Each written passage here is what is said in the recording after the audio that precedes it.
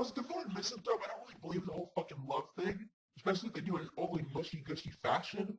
And don't get me wrong, I am a fan of Moa, however. Two characters intermingling with one another in comedic ways is always a fun thing.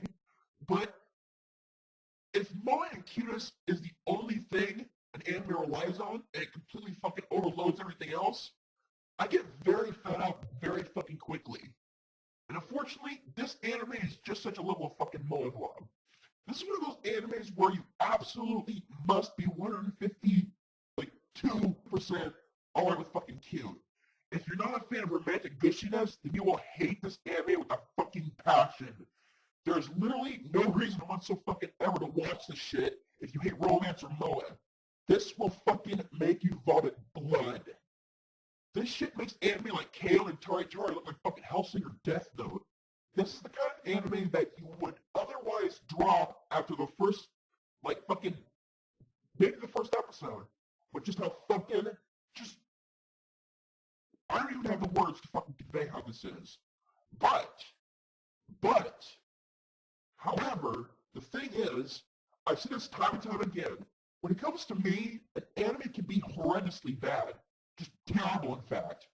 But I'll still like if it does even the tiniest little something different. As I've said numerous times before, I am dead sick of anime cliches. Dead sick of them. But the one reason I'm so fucking diehard otaku, despite most anime having a number of them, a number of cliches, is that, I don't know, 30 to 100% odds that I'll eventually come across one or two fucking gold nuggets in this vast sea of fucking shit that is modern day anime. Something that does even the tiniest little bit different. And if it does, I'm probably going to rate it a little higher than it normally deserves. And while this anime is totally just stupidly moe, it does one thing different that I don't see, at least a whole lot of these days. You know, most animes have some type of romantic setting where one or two characters have a thing for each other, but don't really convey their feelings or fucking just don't hook up until the last few episodes because of bullshit circumstances or just their own fucking stupidity. Then it just fucking ends with like a kiss or something, and then it just leaves how the relationship goes pretty much up to our fucking imaginations. And doesn't tell us jack shit after the fact. Too many animes do this. It's one of the most dominant cliches. But with this one, it's different. In this one, the two start their relationship in the very first fucking episode. And I can tell you fuckers might see this shit as minor. Very minor, in fact. But for me, who watches nearly every anime that comes out in a single season, I don't see this often enough. The only other anime that I know of where the story stretches beyond the two characters hooking up was Clannad, way back in 2007, I think. And not since then have I ever seen one anime where it actually covers an actual fucking relationship between two characters. But this anime is the character's relationship. That's what it's fucking about. And that gets major fucking points with me right from the get-go. And it was that tiny little difference that made me stay with it, despite the fact I hated pretty much everything else about it. Fellow human filth, I'm the angry Misanthrope freak, and I bring a review of Momokuri.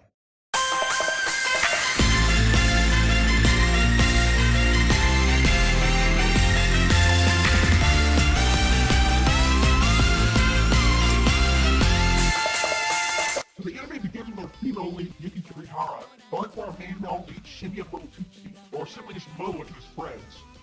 Why does she fall for him? Well, just because she finds him adorable.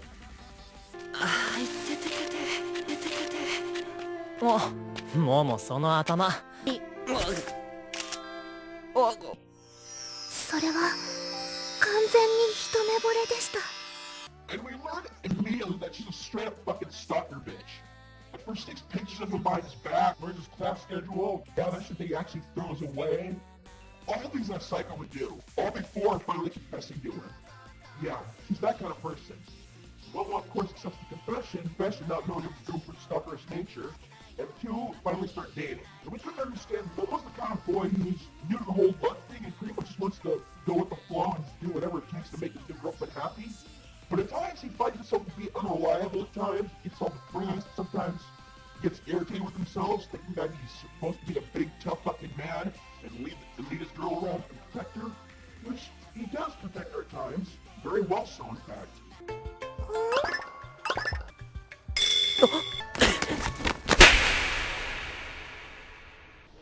人の彼女に触らないでください。 But most of the time, whenever I agree with him, he is pretty fucking useless. Getting wasted on dates, saying stupid things sometimes, just, of course, gets flustered all the damn time. Especially since you say that Yuki is a year older than him. Now, I'm not sure of what the social ramifications of such a thing is like in Japan. I'm assuming it's considered to be pathetic. I mean, from what I gather about dating in Japan, you are supposed to leave the girl around on a date, and if she's older than you and you can't do that, it's considered embarrassing, I think. I don't know. I could be wrong about that. Who knows? Leave a comment correcting me. But the thing is, Yuki doesn't give a fuck. She just sees it as just another part of her precious girl Momo. And of course, even during the relationship, she continues to steal her boyfriend's used garbage. Clearly consuming her friend Norika and Mitsuyama. Supports the two of them, but is of course worried about her friend's excessive nature. And takes it upon herself to keep him from going off the deep end, going so far as to brought her Momo paraphernalia collection.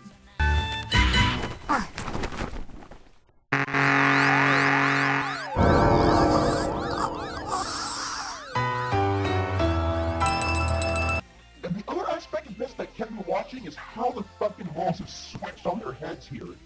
It's not the guy who's horny as all hell who wants to get into the bitch's pants. It's the fucking other way around. The girl is nuts for the guy. And it's this very same fucking mental state that causes another girl by the name of Ryo Sakaki, who also takes a liking to Momo, to feel obligated to protect him from his own girlfriend after she finds out about her basket case obsession. It gets to the point where the anime actually compares her to a fucking dog in heat. No, I'm dead fucking serious. The anime makes a dog joke out of her fucking obsession. They give her cute little dog ears and a tail, perfectly insinuating that she's literally, in fact, a horny little puppy.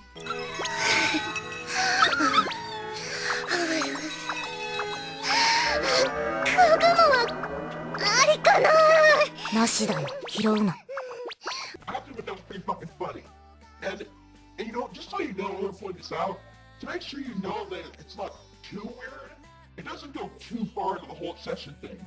You have to remember that this is a romantic comedy, so the stalker thing is done more for comedy purposes. You don't have to worry about the safety of Momo, okay? Yuki ain't no fucking, Gasai. Momo's safe. There's no fucking bloodshed to be had here. If you want to see the whole obsessive girlfriend thing go way too far, watch Future Diaries. That one features a girl who's pretty damn nuts. But as for this is all a romance slice of life. And being as such, everything's supposed to be funny and lighthearted, and this is fucking lighthearted. Too much so, in fact. You see, while I got what I wanted, a robot with an actual relationship, the relationship isn't one of fucking progress. You see, while we do get them in a relationship status, the interactions we get to see from them look more like things you'd see from the fucking mythical friend zone. We don't see them holding hands, we don't see them kiss, we don't see them doing the nasty, even though I saw it at certain points, Mo really wants to fly the shit of a fucking cute puppy. でも、せめて代わりに何か。私にできることとかあれば。But we don't get none of that in the end. These characters are still the same bashful, shy idiots we're fucking used to, almost to a fucking ridiculous degree never seen before. I sometimes wonder how the fuck they're able to communicate all of how damn bashful they are. The only thing different here, really, is that we actually know, for a set in stone fact, these bashful idiots actually do love each other. And that Yuki is a fucking pervert and Momo is a candy ass. But with how fucking perverted Yuki is, you can tell she wants to fucking lick the shit out of that particular candy ass. But I guess for some people this might be enough. I guess in a fucked up kind of way it was enough for me. After all, I stayed with this fucking moeblob fest of fucking rainbows and sparks at the very end.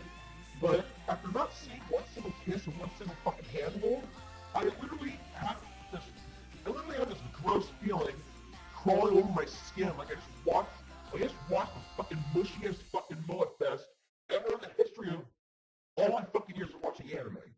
And for absolutely zero fucking payoff. There's zero romantic progression other than the simple change of feelings. Now this, watch this anime to the very end was like fucking walking through a fucking grassland full of cow shit, barefooted to get into a bag of fucking lilycone hentai in it, but instead of all hentai, it turned out to be fucking vanilla. Fucking cow shit over my goddamn feet and ankles, all for lesser fucking fat fuel.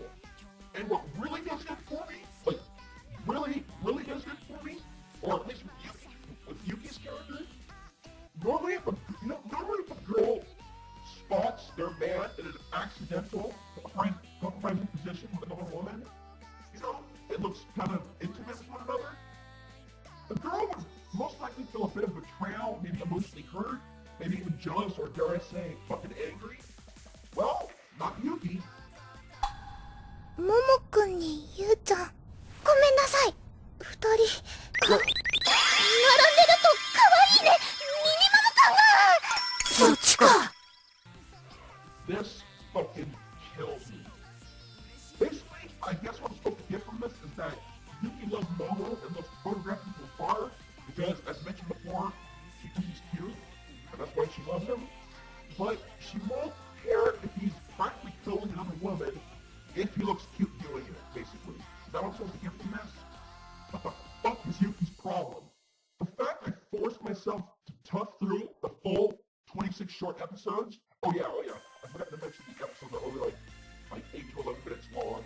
And the fan subs, however, that I downloaded merged 2 episodes together, so they were literally as long as an average anime episode, about 20-something minutes. And sometimes, honestly, that was too fucking long.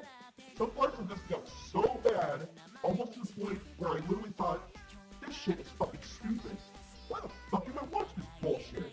This is my kind of shit. What am I doing? You know, at certain points I literally had to stop playing the anime and watch something else. Literally anything else. ユキのことが好きだよ。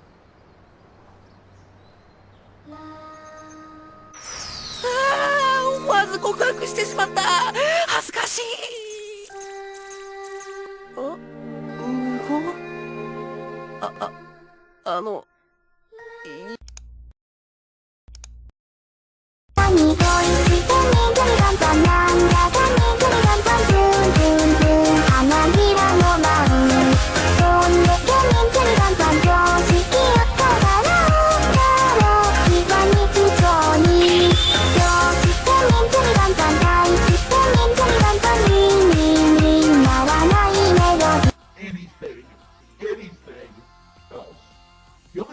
Watching this was because I wanted to see these two make some kind of fucking progress. But they don't. And I'm just a gullible little fuck. Now, animation-wise, well, first you have to realize the fact this isn't actually a TV anime. This is actually an ONA series, or original net animation, based on a web manga, or normal channels, I should say. This is basically a fucking web series, and if the snippets of animation behind me isn't enough to convey the style of the anime to you, which is both adorable and somewhat low budget, I'm going to spell it out for you.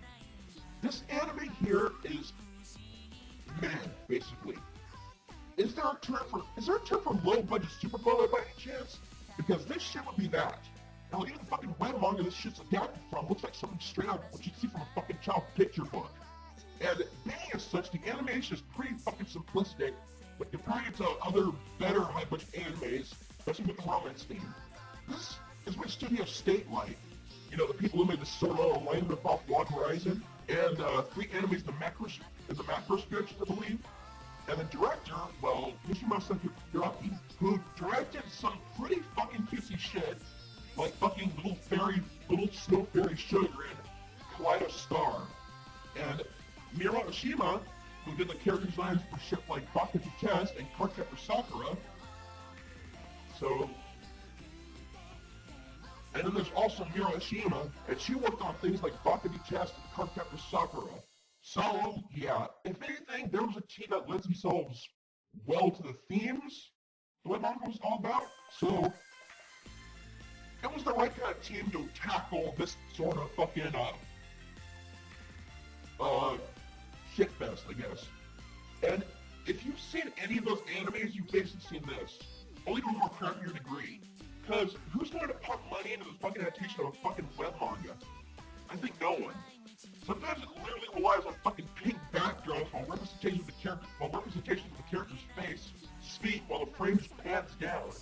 It was almost like the animators were lazy at times and just wanted to waste as much screen time as possible before it got complicated again.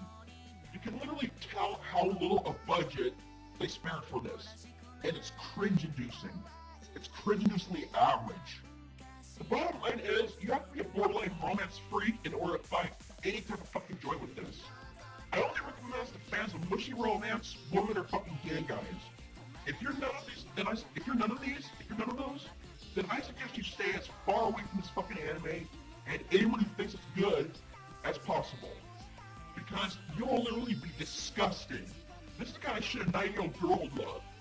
And the only reason I stuck with it, I'll say it again, is because I wanted romance with an actual fucking relationship for once in my goddamn fucking life. And I hope so bad that I would see them make some kind of advance on each other. But no, it didn't do that. None of it. That didn't happen anywhere.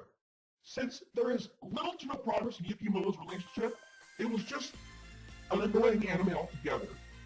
And that's why I give Momokuri a well-deserved 5 out of 10. Straight up fucking average.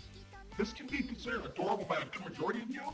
If you want cute, cuddly romance between a stalker's heroine and a fucking candy-ass man or boy, then this shit is something you will definitely find pleasure in. Me, on the other hand, I'll continue waiting for another anime like Clonon. And with that, I'm fucking done. If you like this video at the very least, find my ignorance entertaining and want to subscribe and are watching this on YouTube, do not subscribe to me here. Subscribe to my blog because YouTube's a fucking piece of shit. And until next time, phone doing Phil, I'm the English Sexist Freak. And I just don't give a fuck.